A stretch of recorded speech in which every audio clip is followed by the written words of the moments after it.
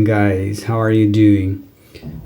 Hoje nós vamos aprender um pouco sobre o que a gente chama aqui no português de formas nominais, né?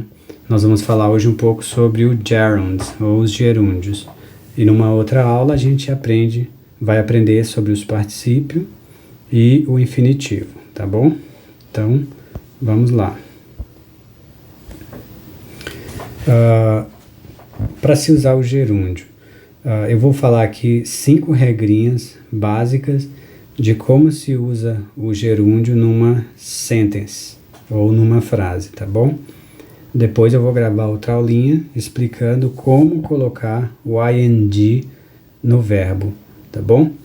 A primeira regra é quando o verbo está no lugar do sujeito, está atuando como sujeito, ou seja, ele está como substantivo. Aí você sempre vai utilizar o verbo no gerúndio.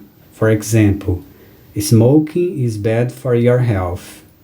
Então, nesse caso, smoking está no lugar do sujeito, então ele tem que vir no gerúndio, ou seja, tem que estar com o ing no final, tá bom?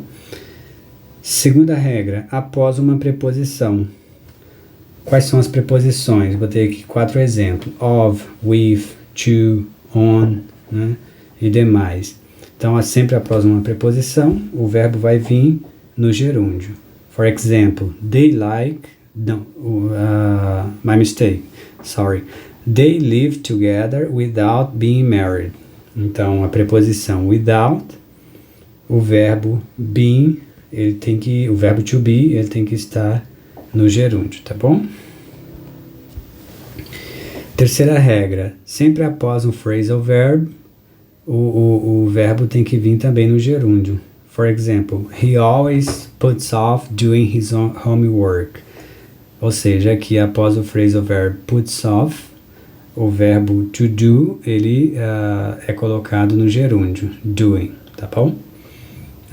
Quarta regra, complementando o verbo to be para esclarecer algo.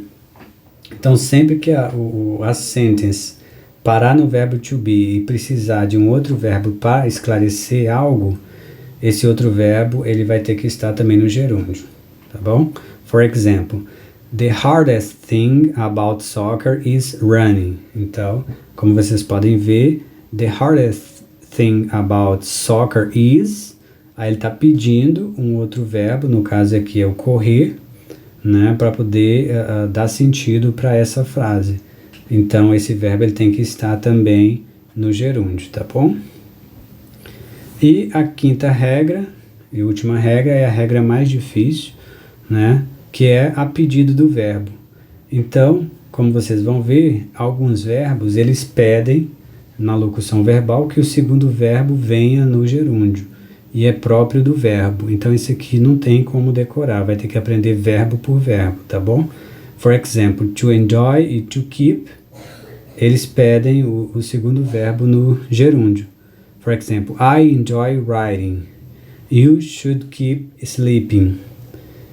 E também tem alguns verbos que pedem o segundo verbo no infinitivo, é próprio do verbo.